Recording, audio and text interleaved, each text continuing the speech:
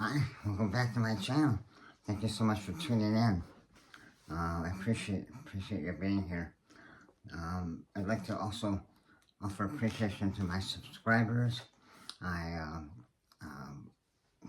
am just overwhelmed by the fact that you have subscribed and you find information I'm giving you of some use. Thank you so much for that. Okay. Oh, first a reminder.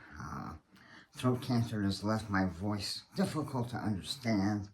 I'll try my best to communicate clearly, but it can be a problem. So if you would use your closed caption feature on this video, you won't miss anything. I go through that text before you see it and do some editing, so it should make complete sense, whether I do or not. All right. So, is the Renaissance Man an oracle? Now let's look into that, because I think maybe he is. Remember, you have certain tenets and characteristics that make you a Renaissance man. You're well-groomed, you're well-spoken, well-mannered, well-dressed, and have an overall well-rounded education. Now, do those things together make you an oracle? Well, if you add experience to those, I would say yes. First, let's look at what is an oracle. It's a person who gives wise or authoritative decisions or opinions. All right, so you're a counselor, an oracle. An oracle is historically more than that. The oracle at Delphi, for example, gave wise information and opinions, but they were also thought to have been able to see the future. We're going to look at that too, because a Renaissance man can see the future in a sense.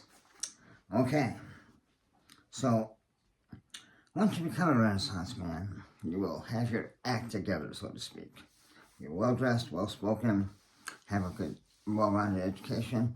People will notice that, and they'll look up to you, frankly. Especially as you get a little older, you often could have men, particularly younger men, ask you for advice about one thing or another. Okay? Get ready for that, because it happens. It happens to me all the time. It'll happen to you. Alright, a couple things, though, to think about. Well, first, don't offer your opinion or advice to someone unless they ask you first. Alright? Believe me, that'll make your life go much easier. So don't offer advice unless you're asked. If you're asked, then warn the person that's asking you that you're going to be completely honest, because this is important. You're going to be completely honest with them as you give them your opinion. So you want to warn them, give them a chance to back out. Because sometimes the honesty in your opinion could be a little hard to take for them. The old joke, your wife comes into the room and she's wearing a new dress and she says, "Honey, does this dress make me look fat?" Well, an honest answer might be, "Oh, honey, it's not the dress." All right, that may not be the way you want to do it, but you're being honest. Okay. Of course, in that situation, you might just say something about, "Oh, honey, well, the dress does not make you look fat." You're not being dishonest because she's fat, but it's not the dress. Anyway, we'll go from there. Tell them, you're going to tell them the truth, whether they like it or not. You're going to be as honest as you can be. If that's what they want, that's good. If they have hard feelings afterwards, that's their fault. That's their problem. Okay. Let me check my notes here, make sure I'm not missing anything. Okay.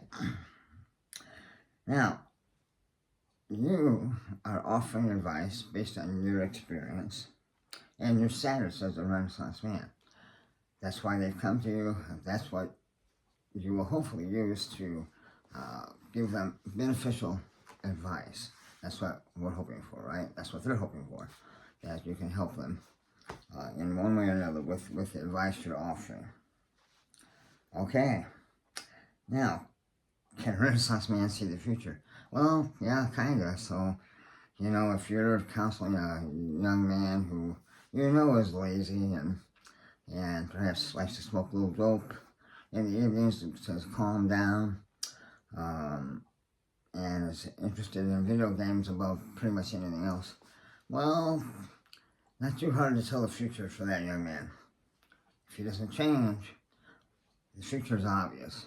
So in that case, yeah, you will be able to tell the future.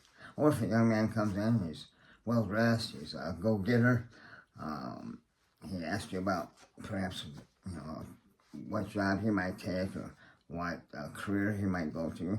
Well, again, since he's a go-getter, well dressed, well spoken, you can kind of tell the future there. You can tell that that young man is probably going to do well. So, in a sense, you can tell the future. So, that's what an oracle does, right? Offers advice, and sometimes they can see the future and help that person along that's asking you for advice. Okay. Again, we have a sponsor. These are a couple of books that I've written. They're science fantasy books. So if you're interested in that genre, Lord of the Rings, of course, is the type of book that we're talking about here, and the most famous type of science fantasy. But my original book, The Eyes of the Wizard King, it's available on Amazon. So go get a copy of that. I hope you like it. I thought it turned out really well. And just recently I published the second part to that story. It's Eyes of the Wizard King, A Balance in All Things. So this is a follow-up to this first book. It's available on Amazon also. I'm really proud of this. I thought it turned out very well. And hopefully you will like it. If you like that genre, if you like that type of book, science fantasy, then I think you'll enjoy this very much. All right, that's all I have for today. Listen, I appreciate again you tuning in. And if you haven't subscribed, please do.